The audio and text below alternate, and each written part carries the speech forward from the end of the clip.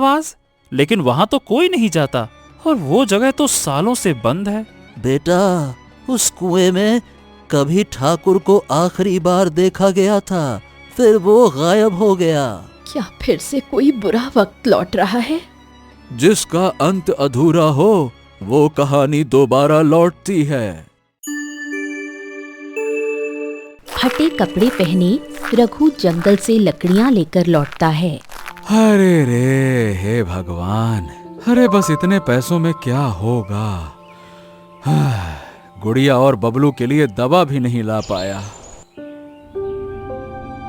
रघु, ये जिंदगी नहीं जी रही मैं। हर दिन भूखे पेट सोना, बच्चे की दवाई नहीं, तू सिर्फ लकड़ियां लाता है, कुछ और नहीं कर सकता। बाबा, मैं स्कूल जाना चाहता हूँ। कभी तो मेरी किस्मत बदलेगी। हम माँ बेटा शहर जा रहे हैं, वहाँ कोई काम कर लूंगी, यहाँ कुछ नहीं बचा। अरे भाग्यवान, ये कैसी बातें कर रही हो? ऐसे न जाओ। ये घर कैसे चलेगा? मैं कैसे रहूंगा? ऐसे ना करो। मुझे जीना है रघु, सिर्फ लकड़ियां काटकर जिंदगी नहीं चलती। रघु हर दिन अकेले जंगल जाता है, बारिश में भीगता है, भूखा रहता है। एक दिन जंगल में रघु को एक पुराना पेड़ काटते हुए जमीन के नीचे कुछ चमकता नजर आता है। अरे ये क्या है? रघु, मैं तेरी मेहनत और ईमानदारी से प्रसन्न हूँ। मैं तुझे वो दूंगी जो तूने कभी मांगा भी नहीं। तुम कौन हो? मैं एक जादुई शक्ति हूँ, लेकिन याद रख, मैं सिर्फ मेहनती और सच्चे इंसान के साथ हूँ। लाठी के कहने पर रघु पेड़ की एक शाखा को छूता है और वहाँ से हीरे जवाहरात गिरते हैं। हाँ, ये सपना है क्या? अब तू दूसरों की मदद कर, अपनी नहीं। रघु गांव लौटकर सबसे पहले गरीबों की मदद करता है, स्कूल बनवाता है, इलाज कराता है। अरे वाह भैया वाह, रघु कोई अब आम इंसान नहीं रहा, वो तो अब गांव का मसीहा बन गया है। हाँ भाई, सही कहते हो। और नहीं तो क्या, बहुत बड़का आदमी बन गया है। गुड़िया और बबलू शहर में बहुत परेशान होते हैं। गुड़िया बीमार हो जाती है। मुझे बाबा के पास जाना है माँ। रघु को खबर मिलती है, वो खुद शहर जाकर उन्हें वापस लाता है। माफ कर दो रघु, मैंने तुम्हें समझा ही नहीं। हाँ, तुमने सही किया भाग्यवान, जो होता है अच्छे के लिए होता है। शायद मुझे अकेले ही सीखना था जीना कैसे है। रईस ठाकुर को लाठी के बारे में पता चलता है। वो रघु से लाठी छीनने की कोशिश करता है। ए भैया, वो लाठी मुझको चाहिए। जो तू कर सकता है, मैं उससे ज्यादा करूंगा। हाँ, मैं सिर्फ नेक इंसान का साथ देती हूँ। लाठी गायब हो जाती है। ठाकुर पागल जैसा बन जाता है। रघु अब एक सफल व्यक्ति है, पर जमीन से जुड़ा हुआ। बच्चों, अगर तुम मेहनत करोगे, सच्चाई से जियोगे, तो जिंदगी जरूर तुम्हें कुछ खास देगी।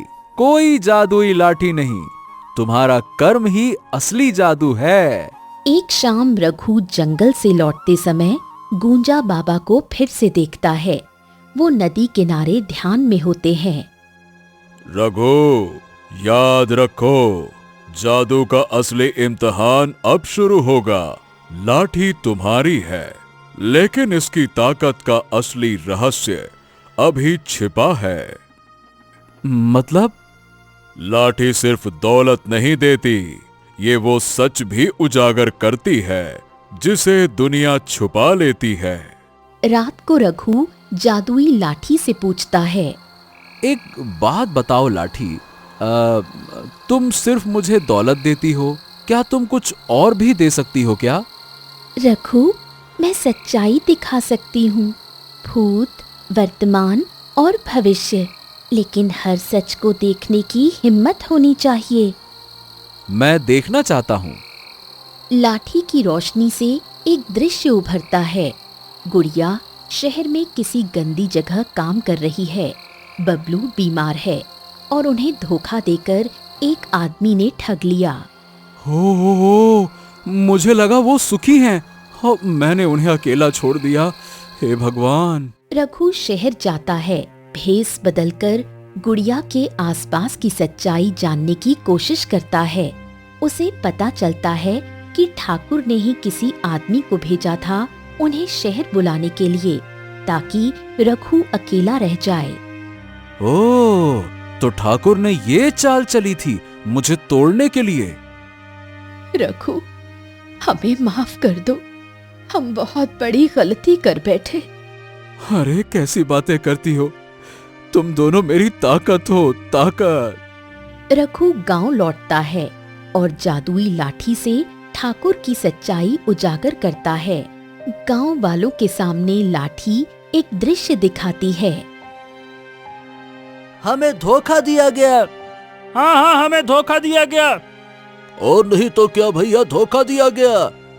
रघु बेटा, तेरा सच आज हमें बचा गया।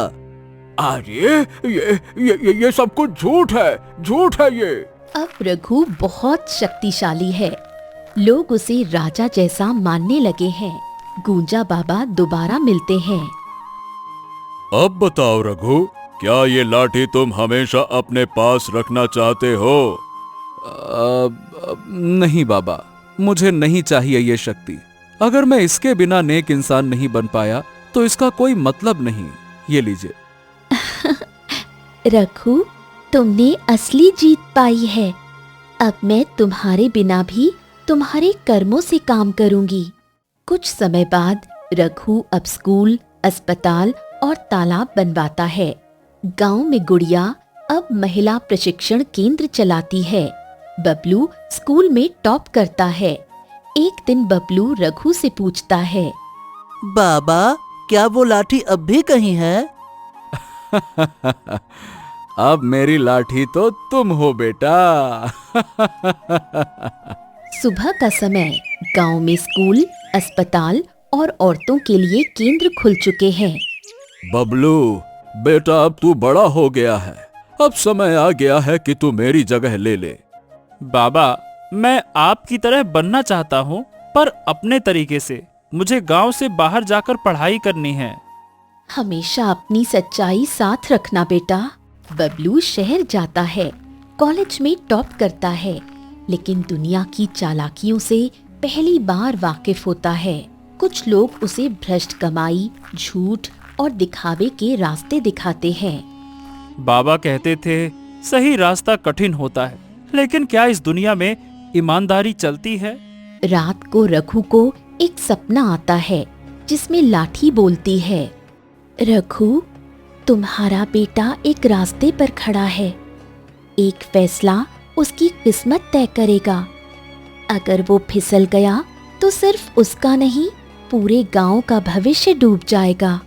हाँ हाँ हाँ, मुझे बबलू के पास जाना होगा। शहर की एक आलीशान कंपनी का कॉन्फ्रेंस रूम। बबलू एक मेज के सामने बैठा है। सामने कंपनी के अधिकारी बैठे हैं। टेबल पर रखी फाइल के कागज उसके सामने हैं। देखिए बबलू जी, बस इन कागजों पर साइन कर दीजिए। सैलरी आपकी 3 गुना हो जाएगी और आपका शहर में बड़ा नाम हो जाएगा। ये रहा कागज। पर इसमें तो प्रोजेक्ट की झूठी जानकारी दी गई है। ये तो गलत है। ये आजकल का कॉर्पोरेट तरीका है बबलू जी। फायदा आप ही का है। सोचिए, बंगला, गाड़ी, सब कुछ मिलेगा। अरे सोच क्या रहे, करिए करिए करिए, साइन करिए आप। बबलू के सामने एक आसान रास्ता था, पैसा, नाम और आराम। लेकिन उसकी आत्मा जानती थी ये रास्ता झूठ और धोखे का था। देखो, अगर तुम इस प्रोजेक्ट पर दस्तखत कर दो तो सालों साल का पैसा एक दिन में कमा लोगे। क्या मैं वही बन रहा हूँ जिसके खिलाफ बाबा ने लड़ाई की? बाबा, एक बात बताइए, क्या आपने कभी ऐसा वक्त देखा है जब अच्छाई छोड़ देने का मन करे? हाँ बेटा, लेकिन उस दिन मैंने खुद से कहा था, अगर हार मान ली तो जीत किस बात की होगी। बबलू चुप हो जाता है और सुबह सबके सामने दस्तखत करने से इनकार कर देता है। कंपनी बबलू के खिलाफ झूठा केस बनवाती है। उसे जेल में डाल दिया जाता है। गांव वालों को खबर मिलती है। गुड़िया बेहोश हो जाती है। हमने उसे सीधा चलना सिखाया और देखो उसी का फल क्या मिला। नहीं, मेरे बेटे ने सही किया है। मैं दुनिया को दिखाऊंगा कि सच्चाई पर कोई दाग नहीं लगाया जा सकता। अब समय है, लाठी अपने अंतिम काम करे। लाठी एक चमक छोड़ती है और सबूत सामने लाती है, जिसमें कंपनी के झूठे डॉक्यूमेंट, कॉल रिकॉर्ड्स और साजिश के फुटेज होते हैं। बबलू निर्दोष साबित होता है और गांव लौटता है। देख बबलू बेटा, अब तू गांव की बागडोर संभाल। अरे नहीं काका, मैं नेता नहीं शिक्षक बनना चाहता हूँ, ताकि अगली पीढ़ी को लाठी की जरूरत ना पड़े। गांव अब समृद्ध है। बच्चे पढ़ते हैं, महिलाएं आत्मनिर्भर हैं। बबलू गांव के बच्चों को पढ़ा रहा होता है। बच्चों, इस गांव में कभी भूख, डर और लालच राज करता था, लेकिन अब यहाँ पे ज्ञान, मेहनत और अच्छाई है। हमारा बेटा अब दूसरों का जीवन संवारता है। बबलू को एक दिन स्कूल के पीछे पुराने कुएं से किसी के रोने की आवाज सुनाई देती है। कुएं से आवाज? लेकिन वहाँ तो कोई नहीं जाता और वो जगह तो सालों से बंद है। बेटा, उस कुएं में कभी ठाकुर को आखिरी बार देखा गया था, फिर वो गायब हो गया। रघु, बबलू और गुड़िया रात को कुएं तक जाते हैं। कुएं में कोई तंत्र मंत्र जैसे चिन्ह दिखाई देते हैं। क्या फिर से कोई बुरा वक्त लौट रहा है? जिसका अंत अधूरा हो वो कहानी दोबारा लौटती है। बबलू को कुएं में एक पुरानी किताब मिलती है, जो कभी ठाकुर की डायरी थी। इस लाठी ने मुझे अपने भूत में फंसा दिया। जब तक कोई मेरी गलती माफ नहीं करेगा, मैं इस श्राप से मुक्त नहीं हो सकता।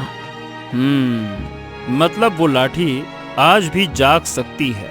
सालों तक मौन व्रत में लीन रहे गूंजा बाबा आज पहली बार आश्रम की चौखट से बाहर निकले। रघु, बबलू, ये समय आखिरी परीक्षा का है। उस लाठी को उठाने की अब बबलू की बारी है।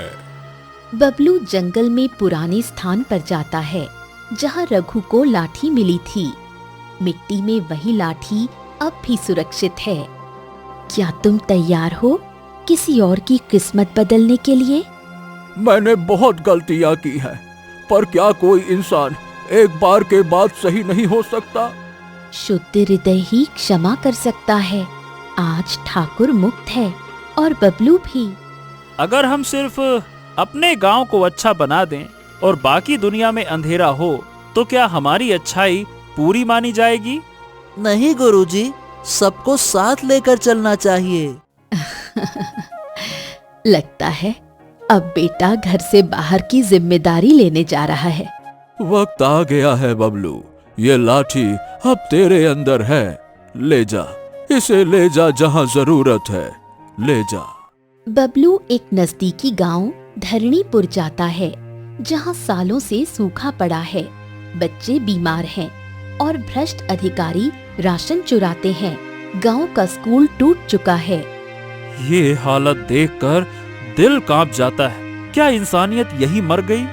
बबलू गांव में पानी का टैंक बनवाने की कोशिश करता है, लेकिन अधिकारी अड़ंगा लगाते हैं। अरे भैया, ऐसा है, अगर आपको पानी दे देंगे तो चुनाव में मुद्दे क्या बचेंगे, हैं? बबलू एक पुराने स्कूल में छुपे कागजात खोज निकालता है, जिससे साबित होता है कि पिछले 7 साल से गांव का विकास बजट गायब होता रहा। बबलू गांव के लोगों को ये सच्चाई दिखाता है, मोबाइल पर वीडियो रिकॉर्ड करता है और सोशल मीडिया पर अपलोड करता है। वीडियो वायरल होता है और सरकार जांच का आदेश देती है। हाँ बेटा अब सच बोलता है पूरे देश से। कुछ राजनीतिक ताकतें बबलू को चुप कराने की कोशिश करती हैं। उसे धमकी भरे फोन आते हैं। बबलू, क्या तुम ये सब सह सकोगे? माँ, बाबा ने मुझे डर नहीं बल्कि धैर्य सिखाया है। मैं पीछे नहीं हटूंगा। सरकारी टीम गांव आती है। पानी की टंकी शुरू होती है। नया स्कूल खुलता है। महिलाएं स्वरोजगार शुरू करती हैं। राज्य के मुख्यमंत्री गांव आकर बबलू को सम्मान देते हैं। देश को अब नेताओं की नहीं बबलुओं की जरूरत है। बबलू, तुझे देखकर लगता है कि तू मेरी कहानी का अंत नहीं, शुरुआत है।